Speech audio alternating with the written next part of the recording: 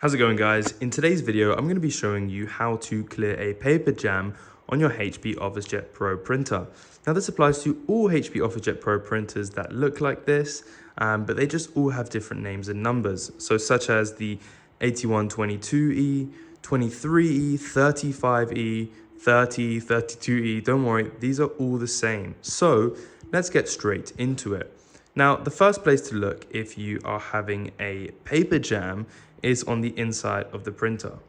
Now, the way to access the inside of the printer is to put your two fingers on the grooved edge here and open up the front plate. Now, once the front door is open, we can then actually pull open on the top lid over here and begin to actually look for any kind of paper jams. Now, paper jams can occur anywhere. We're looking for anything from small to really big pieces. Now, on this printer, you might even actually be able to move the ink carriage out the way just to make sure that there's nothing sitting in here.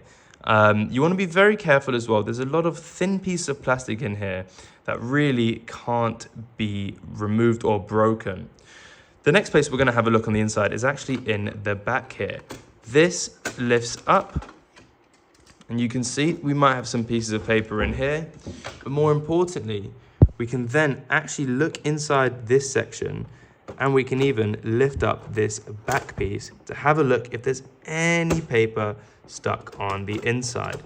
For me, it looks okay. You want to make sure you reinstall this correctly, nice and carefully. It should sit and click nicely back into place, like so. Don't worry, if it's not in correctly, your printer will make it very clear that it's not. And there's also a guide here to make sure it's all in place. So this is the first and most predominant area to have a look for paper jams. So we're going to close the lid. It actually does a little soft close, kind of like a Rolls Royce, really. So we want to make sure it's shut on both sides. And then we can close the front door.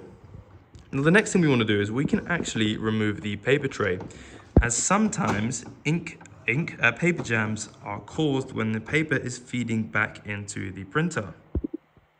Now, to do so, you are going to need two hands. You want to push down this button and this button at the same time and lift up this piece of plastic, which is otherwise known as the output tray. So I'm just going to do that quickly and then have a look inside.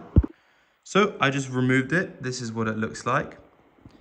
And I can't see anything immediately. However, we can actually go a little bit deeper with this.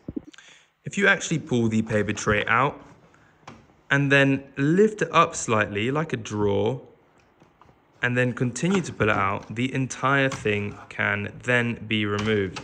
And then we have even better access into the bottom. Now, I recommend going even further with this. You can actually put your printer on its back. Remember, you do need to unplug it to do so. And then you get quite a clean view of what the inside looks like. But remember, you need to make sure the top is secured and the back is unplugged. So I'm going to do that quickly. Here we have it. And this is what underneath our printer looks like. You can see we actually have access to quite a few areas. This is where the paper gets grabbed up into the printer. Now, again, be very careful around all of this. And as you can see, this seems to be okay. I don't see any pieces of paper or any debris. So what I'm going to do is I'm going to reinstall our our paper tray.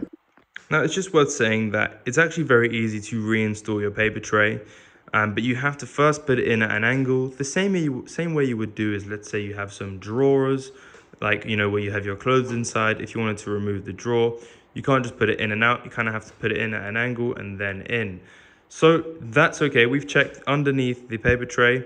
We've checked inside the printer. Now there's a couple more places that are underchecked by people who have paper jams. So here we are at the top of the printer, and here is our scanning feeding tray. Okay, let's say if you haven't used this, then this is probably not where your paper jam is, but it's worth knowing that you can access this area. And the way to do it is we're just gonna kind of click up both sides. Don't worry, this isn't breaking the printer.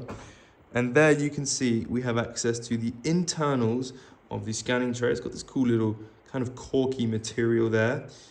And that's what that looks like. So you might see some paper jams in there too.